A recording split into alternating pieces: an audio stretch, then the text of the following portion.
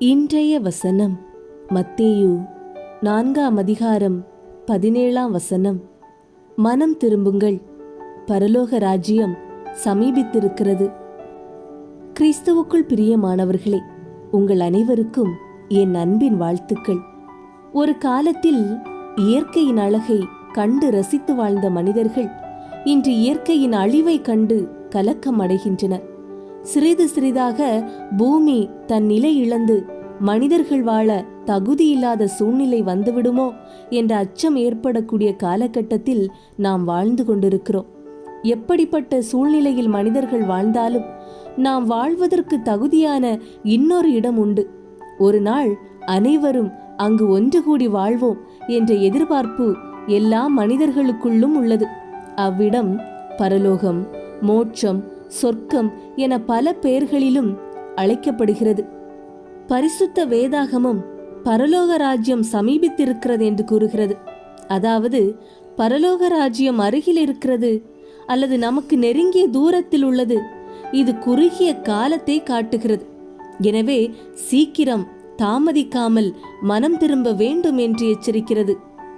நீதிமான்களை அல்ல, பாவிகளையே மனம் திரும்புவதற்கு அழைக்க வந்தேன் என்று இயேசு கூறுகிறார். இந்த உலகில் துன்மார்க்கமாக வாழ்கிறவர்களை யாரும் விரும்புவதில்லை. பொதுவாக எல்லா மனிதர்களுமே நல்லவர்களாக, நற்குணங்களோடு, சமுதாயத்தில் மிகுந்த மதிப்போடு, உயர்ந்த நிலையில் இருப்பவர்களே விரும்புவர். ஆனால் இயேசு மட்டுமே பாவிகளை தேடி இந்த உலகிற்கு வந்தார். ஏனென்றால் அவர் பாவிகளையும் நேசிக்கிறார்.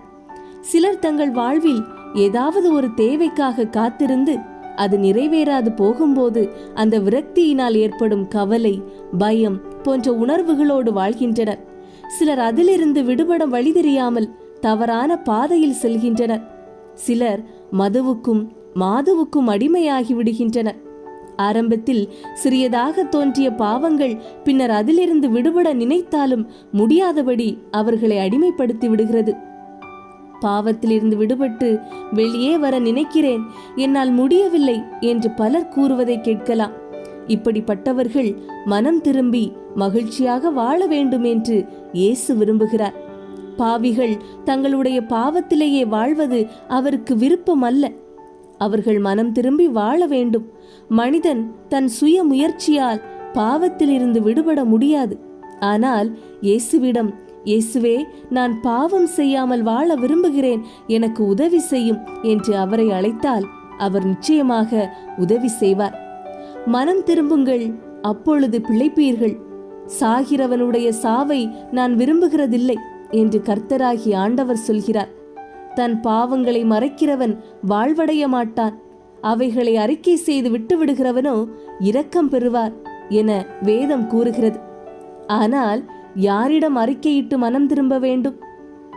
நம்மில் சிலர் பாவத்திற்கு பரிகாரம் என்று புண்ணிய தலங்களுக்கு செல்வதும் தன்னை வருத்திக் கொள்வதும் உண்டு. பாவ பழக்கங்களால் இடிக்கப்பட்டு பழையதாகி போனது போன்ற நிலைமையில் உள்ள ஒருவனுடைய வாழ்க்கையை திரும்ப கட்டப்பட வேண்டுமென்றால் சர்வ வல்லவராகிய இயேசு கிறிஸ்துவிடம் தன்னுடைய பாவங்களை அறிக்கை செய்து மனம் திரும்ப வேண்டும்.